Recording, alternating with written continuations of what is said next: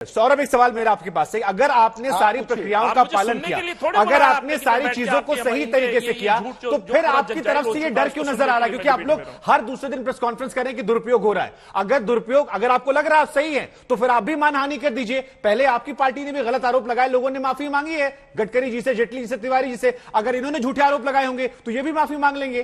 फिर उसको पॉलिटिकल क्यों बनाया जा रहा है इस तरीके से? देखिए, अगर आपके मंत्रियों को बंद करके इस तरीके का नौटंकी की जाएगी, तो ये आरोप ऐसा नहीं है कि पहली बार किसी राजनेता ने सीबीआई के ऊपर लगाया है। अगर आप सुनने का कलेजा रखते हैं, ये सुनिए। नहीं सौरभ जी, आप ये सारे बयान सुने सर, हमने ये सारे बयान हमने सुने, देखे हैं। आप अपने स्पेसिफिक जवाब नहीं दे रहे हैं सर। ठीक है, अनिल चौधरी जी के पास में जा रहा हूं। ठीक है सर, मैं आ गया।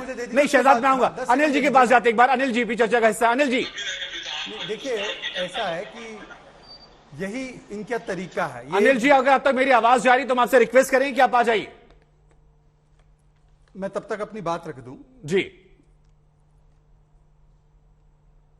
जी, हम दोबारा कोशिश करते हैं अनिल जी के पास जाने की। तब तक अपनी दो तीन बातें रख दूं। शुभंकर जी, देखिए, ऐसा है कि यूपीए काल में तो कोर्ट ने कहा था कि ये केस पैरेट है, पर तब भी सौरभ जी को कांग्रेस का बचाव करना है, कांग्रेस जैसे इनका बचाव कर रही है। अब मैं आपको एक बात सुनाता हूं। सौरभ जी, ये भी बता देना कि राहुल और सोनिया गांधी पर जो कार्रवाई हो रही है वो भी विंडिक्टिव है या वो ठीक है। पर सवाल मैं आपको फिर से स्पेसिफिक बताता हूं।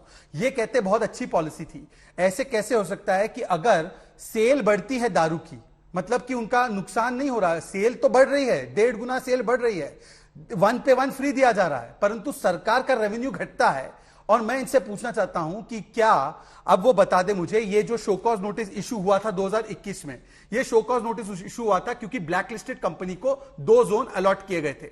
उस पर आज तक इन्होंने क्या कार्रवाई की? ठीक है, ये सवाल बंद करवाऊंगा, लेकिन वो भी आप देखिए, हाँ या ना? वो एक वीडियो पे दिखा रहे हैं और बार बार वो कह रहे हैं कि आप लोगों ने पहले, वो लोग कह रहे हैं आपने पहले भी आरोप लगाए हैं। आप लोगों ने केजरीवाल जी के दफ्तर में 7 साल पहले छापा मरवाया, वहां कुछ नहीं निकला, उनके तमाम विधायकों को परेशान किया, कुछ निकला। तो आप लोग एजेंसियों का दुरुपयोग करते रहते हैं, निकलता कुछ नहीं है, उससे केवल आप लोग पॉलिटिकली उन्हें डिफेम कर देते हैं। अच्छा, मुझे बताइए कि आपके मंत्री विजय सिंगला, उनके एमएलए जसवंत सिंह जिनके यहां पर 40 करोड़ के बैंक फ्रॉड का छापा हुआ, उनके एमएलए बलबीर सिंह जिनको 3 साल की सजा हुई, उनकी पार्षद गीता रावत जो आज भी जेल में है, उनकी हरियाणा की सदस्य निशा सिंह जो आज भी जेल में है, ताहिर हुसैन जो आज भी जेल में है, सत्येंद्र जैन जो आज भी जेल में है, 3 बार उनके खिलाफ कोर्ट ने बोला है। ये सारे लोग अगर हमारे द्वारा प्रताड़ित थे तो इनको कोर्ट से क्यों रिलीफ नहीं मिलती? और ये भी अगर विद्वेष की भावना से हो रहा है तो कोर्ट से राहत मिल जाएगी ना। परंतु मैं आपको एक स्पेसिफिक सवाल आपके माध्यम से पूछ रहा हूं कि एक कंपनी को आप ही की सरकार ने शोकॉज नोटिस इशू किया था कि इसको एक्साइज पॉलिसी में आना नहीं चाहिए। एक्साइज डिपार्टमेंट जाकर उसको बंद इसलिए नहीं कराता क्योंकि एफआईआर में दर्ज है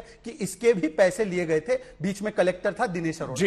ये दिनेश अरोड़ा के साथ क्या रिलेशन था? ये अमनदीप के साथ क्या रिलेशन था? ये बाकी अमित अरोड़ा के साथ किस प्रकार से उन्होंने डील की? किस प्रकार से 150 करोड़ दिया गया? इसके ऊपर जवाब नहीं दे रहा। और मैं इनसे एक स्पेसिफिक, क्या अमनदीप ढाल को L1 पंजाब में भी मिला है? सौरभ जी ये बताइए। हाँ या ठीक है सौरभ जी, उसके बाद मैं उमेश जी के पास जाऊंगा। छोटा सा जवाब आप दे दीजिए।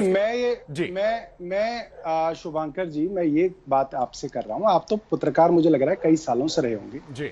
अगर 2014 से पहले नरेंद्र मोदी जी कहते हैं कि सीबीआई का दुरुपयोग हो रहा है और गुजरात के अंदर मंत्रियों को गिरफ्तार किया जा रहा है, तब उनसे यह नहीं कहा जाता था कि साहब आप रो क्यों रहे हैं, आप डर क्यों रहे हैं, अगर कुछ नहीं होगा तो साफ निकल जाएंगे। आदेश आया था केस पैरेट है। सौरभ जी, सौरभ जी, जो आप सवाल कह रहे हैं, ये सवाल मैंने आपसे थोड़ी देर पहले शहजाद से पूछा था। उसके बाद उन्होंने 10 नाम गिनाए।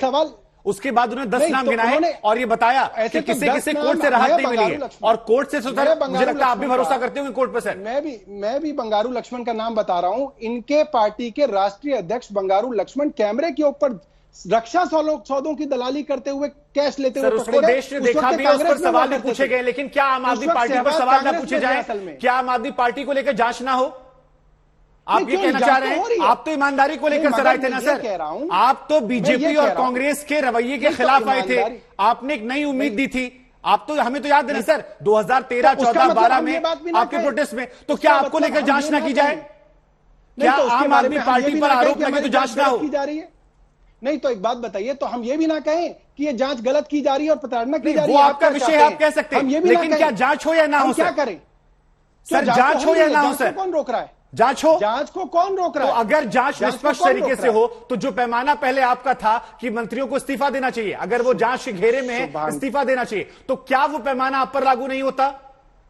शुभांकर जी, मैं आपको बता तो रहा हूं, जिन मंत्रियों के खिलाफ आसाम में भारतीय जनता पार्टी ने पूरी कैंपेन चलाई, सर हम आम आदमी पार्टी की बात कर रहे हैं। मुख्यमंत्री अगर आपका कोई सवाल है मैं शहजाद से पूछ लूंगा, बना दिया। मेरा कोई एजेंडा नहीं है सर।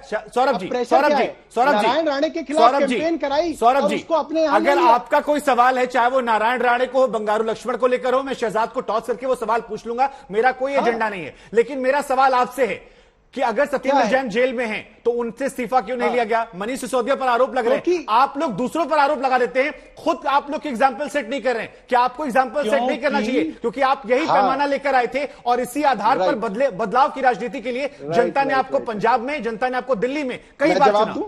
जी मैं जवाब दूं जी। देश के इतिहास में और शायद पूरी दुनिया के इतिहास में शायद एक मुख्यमंत्री ऐसा है, अरविंद केजरीवाल, जिन्होंने अपने खुद के सिटिंग मंत्री को बिना किसी स्टिंग ऑपरेशन के, बिना किसी सीबीआई के, बिना किसी रिपोर्ट के प्रेस कॉन्फ्रेंस करके पहले दिल्ली में निकाला। दूसरा मुख्यमंत्री भगवंत मान है, जिन्होंने सरकार बनने के 1 महीने के अंदर बिना किसी सीबीआई के, बिना किसी कंप्लेंट के, बिना किसी स्टिंग ऑपरेशन के, बिना किसी चैनल के चलाए अपने हेल्थ मिनिस्टर और उसके लिए प्रेस कॉन्फ्रेंस करके हमने निकाला। और ये बिल्कुल सच बात है और इसके लिए सभी मीडिया चैनलों ने तारीफ भी की थी। हालांकि उस वक्त भी सवाल खड़े हुए थे कि भ्रष्टाचार कैसे शामिल हो गए, लेकिन शहजाद एक सेकंड, लेकिन फिर यही सवाल है सौरभ जी, अगर पंजाब में आपने वो किया, आप कह रहे हैं दिल्ली में वो किया, तो वही फॉर्मूला सत्येंद्र जैन या मनीष सिसोदिया पर लागू क्यों नहीं होता है? वहां पर संकोच क्यों? भ्रष्टाचार नहीं हुआ है। ये सर्टिफिकेट कौन दे रहा है? नहीं हुआ है, ये तो कोर्ट तय करेगी ना सर। सर्टिफिकेट हम दे रहे हैं ना, आप खुद से हम दे कह रहे हैं भाई, आप जिनको निकाला सर्टिफिकेट दे रहे हैं ना। नहीं आपको निकाला, उनको भी तो हमने निकाला। नहीं सर, आप ये कह रहे हैं कि आप खुद ही अपने मंत्री को सर्टिफिकेट दे रहे हैं कि वो ईमानदार है। मिश्रा जी, आपके पास 2 पार्टियां हैं, एक भारतीय जनता पार्टी है, एक आम आदमी पार्टी है, ठीक है जी। एक पार्टी वो है जो अपने मंत्रियों को प्रेस कॉन्फ्रेंस करके भ्रष्टाचार में निकालती है। 2 एग्जाम्पल मैंने आपको दिए।